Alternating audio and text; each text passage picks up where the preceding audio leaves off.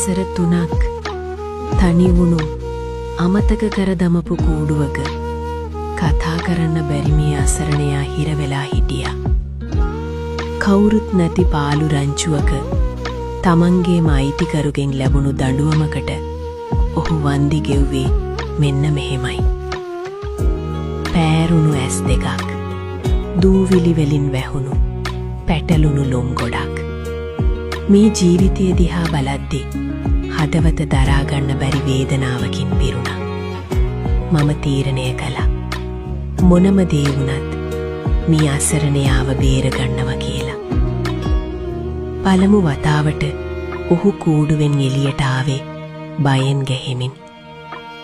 ඒ ලොම් තට්ටු කොයිතරම් බරද කියනවනම් ඔහුට ඇවිදි ගන්නවත් පණක් තිබුණේ නැහැ. අපි හෙමින් හෙමින් ඒ බර ඉවත් කරන්න පටන් ගත්තා. බොහෝ කාලෙකින් වතුර උගුරක් බීලා නැති පාටයි. ඒ ඇඟ පුරාම තුවාල. වේදනාවෙන් නිකිබින්දින ඒ හදවතට ආදරය කියන්නේ මොකක්ද කියලා අමතක වෙලා තිබුණේ. වෛද්‍යවරු මේ ජීවිතය වෙනුවෙන් සටන් කළා. ඒත් හැමෝම සැක කළේ ඔහුගේ හිතේ තිබුණු බය නැති කරන්න පුරුවන් වෙයිද කියලා. කෑම බඳුනක් පෙරලෙද්දි පවා ඔහු ගැහුණේ අතීතයේ ලැබුණු දරුණු අත්දැකීම් නිසා වෙන්නේ නැති.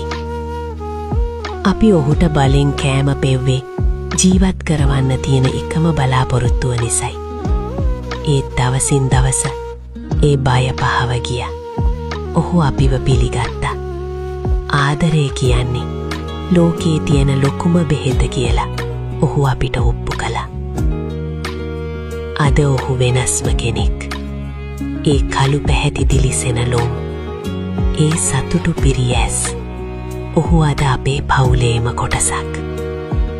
අමතක කරන්න එපා. හැම සතෙකුටම තියෙන්නේ ආදරය විතරක් බලාපොරොත්තු වෙන හදවතක්.